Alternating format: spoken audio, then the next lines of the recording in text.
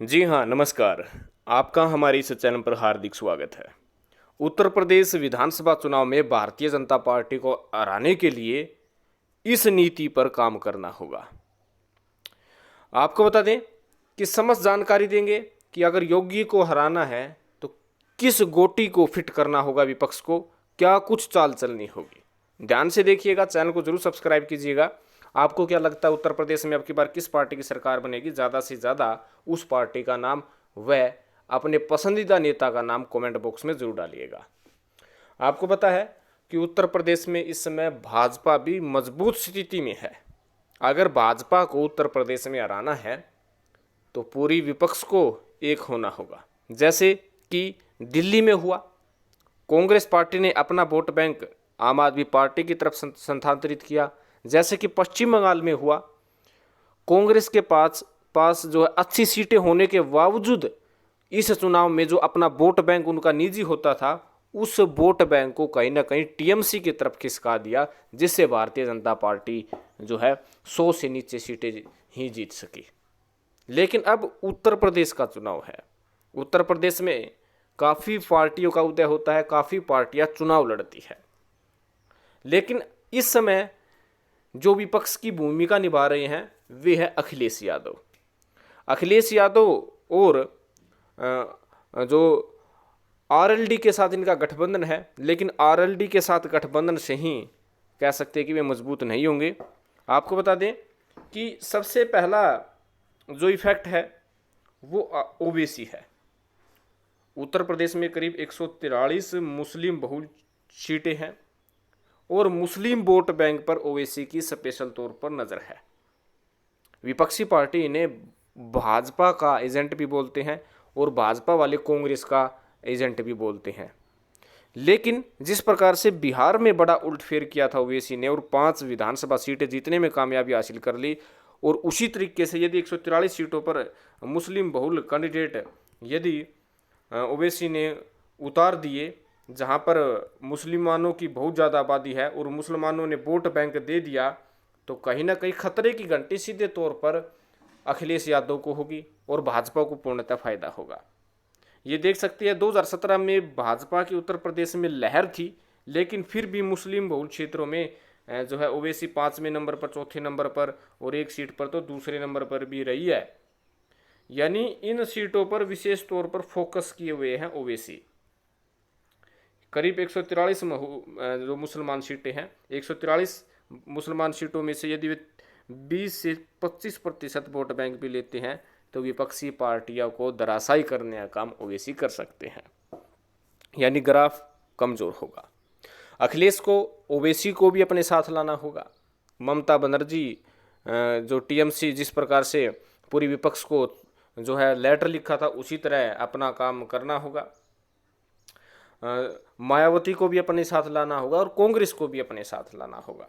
मायावती अगर सोच रही है कि वे अपने दम पर सरकार बना लेगी, ऐसी पोजीशन इस वक्त मायावती की नहीं बनी हुई है। मायावती का वोट बैंक भी इस समय जो है कटता हुआ नजर आ रहा है, क्योंकि मायावती का जो वोट बैंक है वो SC ST और मुस्लिम वर्ग है। मुस्लिम वर्ग को ओवैसी जो है अपनी तरफ मोड़ लेंगे, लेकिन जो SC ST जो वोट बैंक है वो चंद्रशेखर रावण अपनी तरफ मोड़ लेंगे। यदि चंद्रशेखर रावण SC ST का 15 से 20% वोट बैंक भी अपनी तरफ खींचते हैं तो मायावती धराशायी हो जाएगी। तो मायावती के लिए हितकारी यही होगा कि चंद्रशेखर रावण के साथ गठबंधन कर लें, ताकि चंद्रशेखर रावण का भी फायदा हो सके और मायावती का भी फायदा हो सके। यानी वोट काटेंगे ओवैसी और चंद्रशेखर रावण। हालांकि कुछ सीटें जीतने में भी कामयाबी हासिल कर सकते हैं, लेकिन सत्ता 202 सीटें प्राप्त करना इतना आसान नहीं है। तो अखिलेश यादव को कहीं ना कहीं ममता बनर्जी और चंद्रशेखर रावण के आपस में गठबंधन हो, ओवैसी और अखिलेश यादव के आपस में गठबंधन हो, और आरएलडी का तो गठबंधन है ही, और कांग्रेस को भी अपने साथ में लाना होगा ताकि भारतीय जनता पार्टी को एक साथ मिलकर हराया जा सके।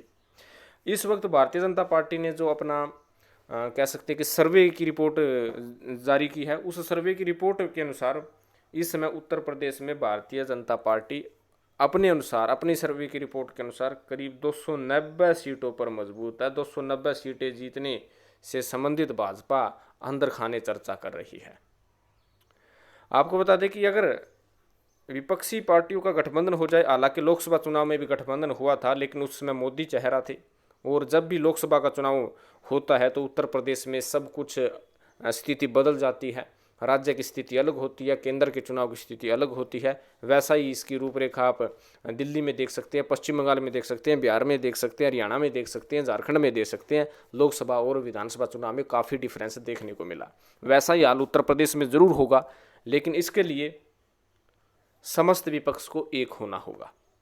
अगर एक हो जाते हैं तो लगभग तय माना जाता है कि उत्तर प्रदेश में भाजपा हार सकती है, वरना हारने वाली नहीं है। क्योंकि मायावती चंद्रशेखर रावण के कान कमज़ोर हो रही है और अखिलेश यादव ओवैसी के कान कमज़ोर हो रहे हैं।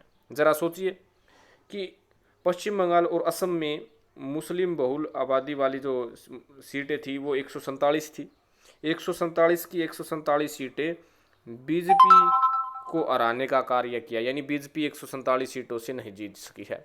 वहीं दिल्ली में भी ये हाल था, जहाँ पर मुस्लिम वोट बैंक था वहाँ से भारतीय जनता पार्टी आ रही है। यानी मुसलमान चाहती है जो विपक्षी पार्टी हो, जो भाजपा को हरा सके, उसकी तरफ अपना वोट बैंक जो है देना चाहती है। अगर उत्तर प्रदेश में भी यही होता है और 143 सीटें विपक्षी पार्टी को जो फाइट करेगी, चाहे इस समय अखिलेश यादव फाइट कर रहे हैं, तो 143 सीटें अगर अखिलेश यादव को मुस्लिम की मिल जाएगी, यादव व जाट बहुल इलाके से यदि 90 सीट मिल जाती है तो इनका सियासी गणित पूरा होता है।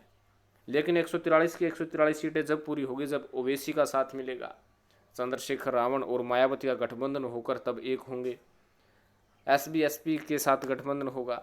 वह तमाम जो सियासी गणित बिगाड़ रहे हैं, फाइट तो आप दे दोगे, लेकिन जो सियासी गणित, जो आपका वोट बैंक अपनी तरफ मोड़ रहे हैं, उन पार्टियों को साथ लाना एक बहुत बड़ी चुनौती इस वक्त उत्तर प्रदेश में बनी हुई है। आपको बता दें, हमने सर्वे करवाया है कि यदि बीजेपी एक तरफ हो और पूरा विपक्ष एक तरफ हो जाए, जिसमें सपा बसपा व अन्य पार्टियाँ हैं, तो किस पार्टी को कितनी वोट प्रतिशत मिलेगी। तो सर्वे का आधार हमें मिला है, उसके अनुसार 42% बीजेपी को वोट बैंक जो है मिलेगा, और इसके साथ साथ 55% वोट बैंक विपक्षी पार्टी को, और 3% का कहना है पता नहीं। यानी विपक्षी पार्टी का दमखम देखने को उत्तर प्रदेश में मिलेगा। लेकिन विपक्ष के लिए ये भी बड़ी बात है कि सीएम पद का चेहरा कौन होगा। मायावती चाहती है कि वो खुद सीएम बने, ओवैसी चाहते हैं कि वे खुद सीएम बने, अखिलेश यादव चाहते हैं कि खुद सीएम बने, चंद्रशेखर रावण के चाहते हैं वे खुद सीएम बने। आम आदमी पार्टी का रुझान आ चुका है। आम आदमी पार्टी शहरी क्षेत्रों में अपना वोट बैंक जरूर अपनी तरफ मोड़ रही है। शहरी क्षेत्रों में ज़्यादातर vote bank Bharatiya Janata party का, और भारतीय जनता पार्टी का वोट बैंक पर सेंधमारी आम आदमी पार्टी कर सकती है। जहां अखिलेश यादव के वोट बैंक पर सेंधमारी ओवैसी कर रहे हैं, मायावती के वोट बैंक पर जो है ज़्यादा प्रभाव चंद्रशेखर रावण डाल रहे हैं, वहीं भाजपा के वोट बैंक पर आम आदमी पार्टी जरूर जो है प्रभाव डाल रही है, जिसका पूर्णतः नुकसान भाजपा को आम आदमी पार्टी के कारण होगा।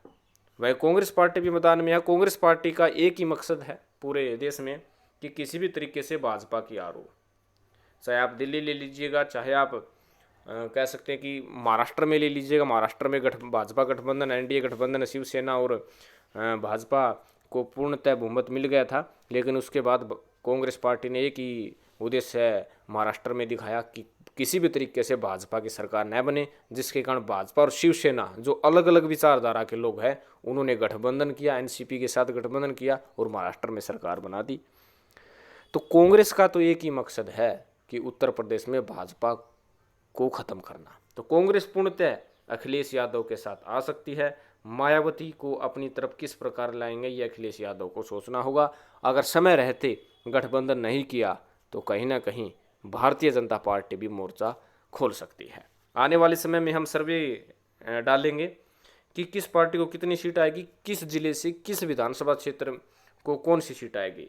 हम अलग अलग डालेंगे कि अलग अलग, यदि बीजेपी, सपा, बीएसपी, भाजपा अलग अलग चुनाव लड़ते हैं तो किस पार्टी को कितनी सीट आएगी। अगर बीजेपी अलग हो और बाकी विपक्ष अलग हो, ये सिचुएशन हो जाए, तब किस पार्टी को कितनी सीट आएगी, ये भी आपको जानकारी देंगे। उत्तर प्रदेश विधानसभा चुनाव से संबंधित समस्त कवरेज आपको इस चैनल पर दी जाएगी। तो आपसे आग्रह है कि हमारे इस चैनल को सब्सक्राइब करें, प्रत्येक वीडियो को जरूर देखिएगा। आपको क्या लगता है उत्तर प्रदेश में अब की बार किस पार्टी की सरकार बनेगी? ज़्यादा से ज़्यादा कमेंट बॉक्स में अपनी राय रखिएगा। अपना मन पसंदीदा नेता जो सीएम बनना आपके अनुसार जो सीएम बन सकता है, जो आपको पसंद है, उस नेता का नाम कमेंट बॉक्स में आप जरूर डालिएगा।